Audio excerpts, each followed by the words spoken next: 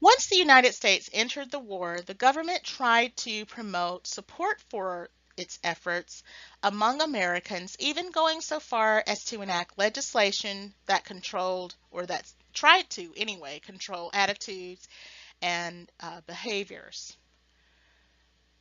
Laws such as the Sedition Act of 1917, which made it illegal for Americans to speak out against the government's actions in the war. Scores of Americans would find themselves on the receiving end of convictions as a result of this law. And those Americans would later see those convictions overturned in subsequent years because the Supreme Court would rule, and rightfully so, that this law was frankly unconstitutional. It was a gross violation of the First Amendment, which says that the government shouldn't make a law abridging free speech. But Wilson would also establish something called the Committee on Public Information, which was led by a gentleman by the name of George Creel. Now, the Committee on Public Information, also known as the CPI, many would consider it to be the forerunner to the modern CIA. Some would argue that the CPI's purpose was not to inform public opinion, but to manipulate it. Creel thought differently. He thought that his goal was to win the fight for the minds and hearts of men, and he would engage in several efforts, or his agency would engage in several efforts to bring that about. Now, in the next several slides, you'll be shown a few of the byproducts of what that committee produced, primarily in the form of recruitment posters for the armed forces. Posters such as this one. Note the words that are used along with the imagery that is projected. You know, you've got your young man sounding a bugle call, standing in front of a waving American flag, and then you've got the words, the call to duty, join the army. Why? We're told for home and country. Then you've got this poster. You know, what about, the audience or the target audience we're trying to reach here? Your opportunity to learn a trade, join the air service. I mean, in this we see that there's an overt appeal being made to young men.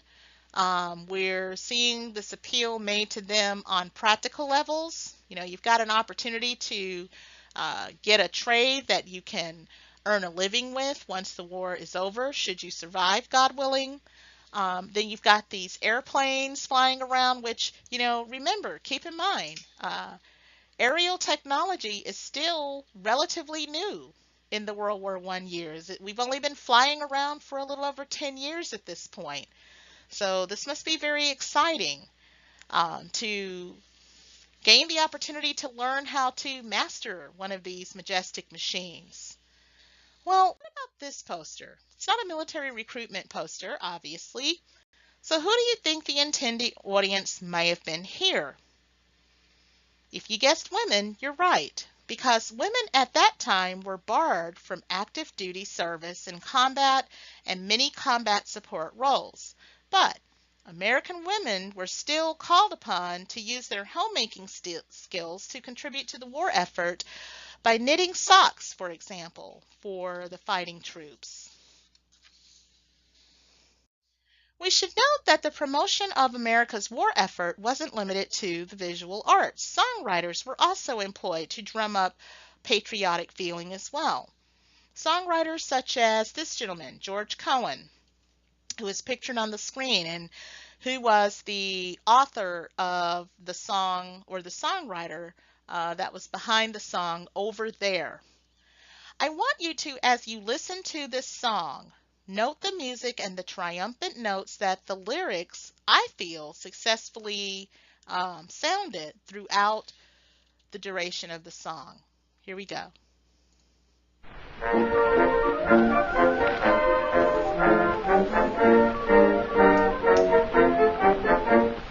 Johnny, get get your gun, get your gun, get your gun. Take it on the run, on the run, on the run. Hear them calling you and me, every son of liberty. Hurry right away, no delay, go today. Make your daddy glad to have had such a lad. Tell your sweetheart not to pine, to be proud her boy's in line. Over there, over there. Send the word over there. That the Yanks are coming, the Yanks are coming. The drums rum-tumming everywhere. So prepare, say a prayer. Send the word to beware. We'll be over, we're coming over, and we won't come back till it's over, over there, over there, over there. Send the word over there. That the Yanks are coming, the Yanks are coming. The drums rum-tumming everywhere. So prepare, say a prayer. Send the word to beware. We'll be over, we're coming over, and we won't come back till it's over, over there.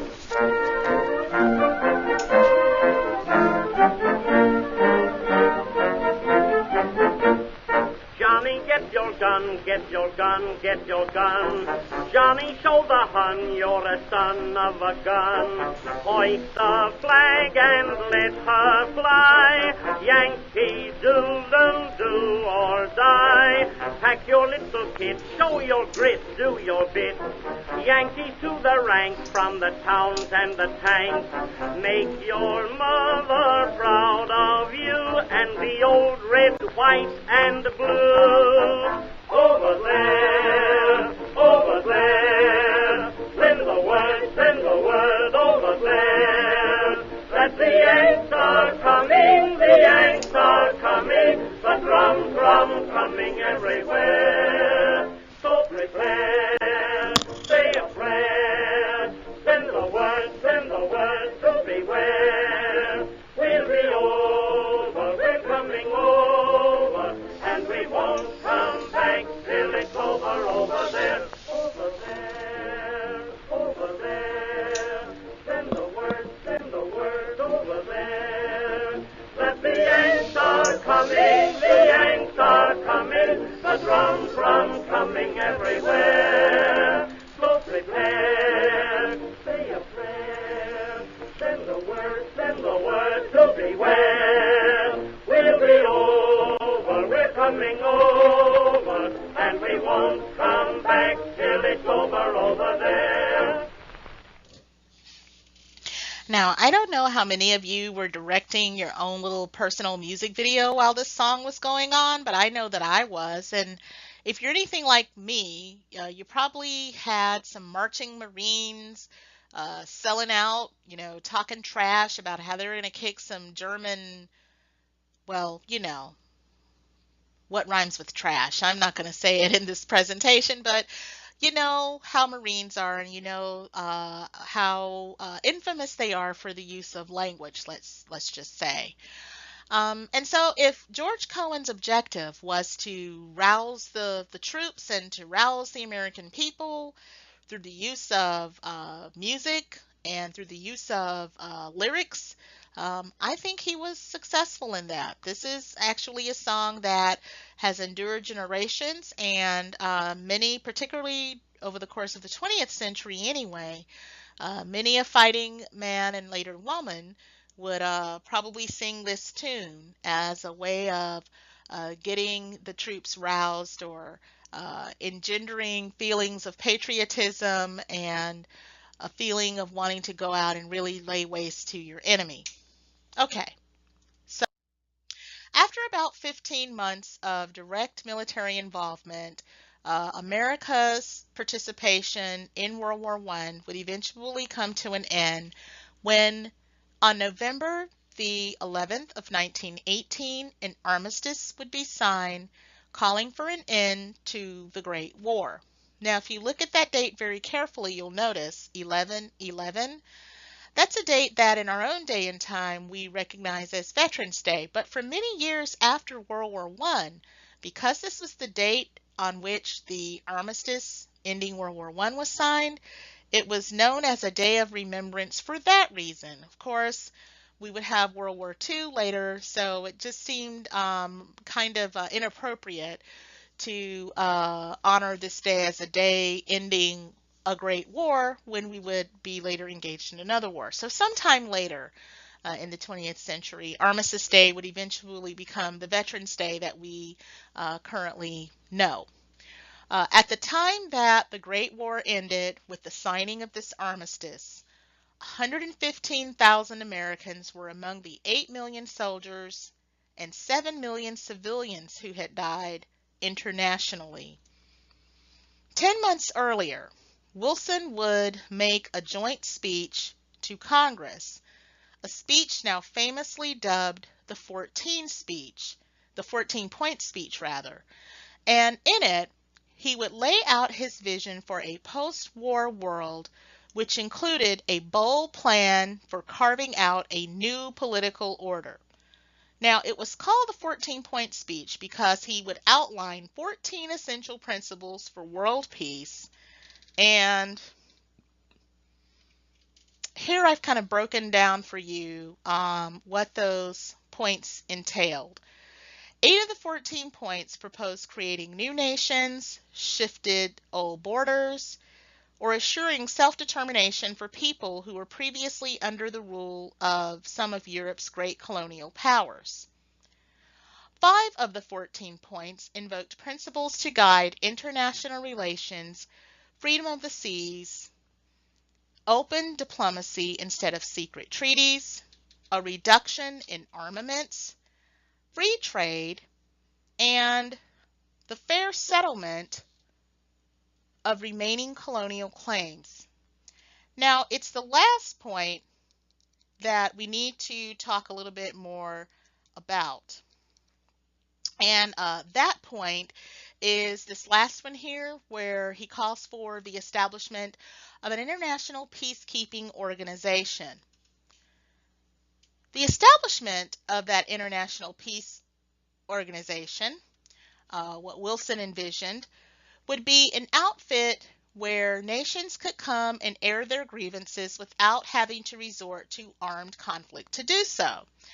And the organization that Wilson actually envisioned would eventually be established in Brussels, Belgium in 1920. And that organization would be known as the League of Nations. Now, it is in fact the forerunner to the United Nations, which was created at the end of World War II.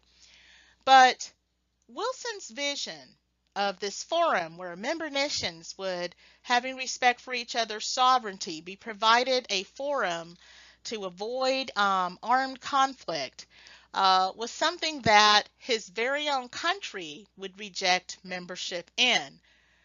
Virulent domestic opposition here at home would prevent the United States from getting involved. And some historians and diplomatic observers have observed that it's America's decision not to join the League of Nations that would basically prove fatal for this organization from the very beginning.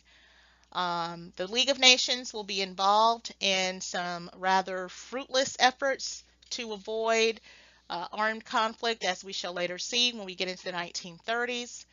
And some argue that if the United States had been involved, then maybe the muscle and the might of the United States might have carried a little bit more weight for this organization's efforts to keep the peace internationally. Of course, we will never know that, so that's something that we will just leave for the conjecture of historians and others who care to speculate.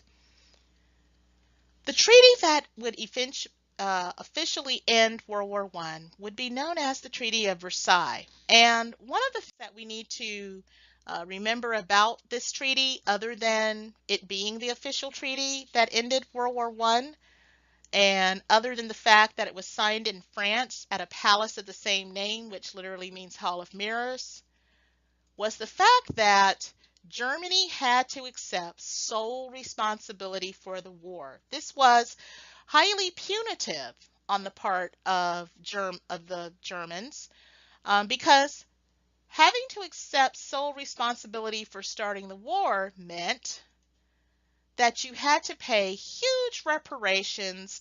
You lost territory, you lost colonies, and you lost the right to have a military.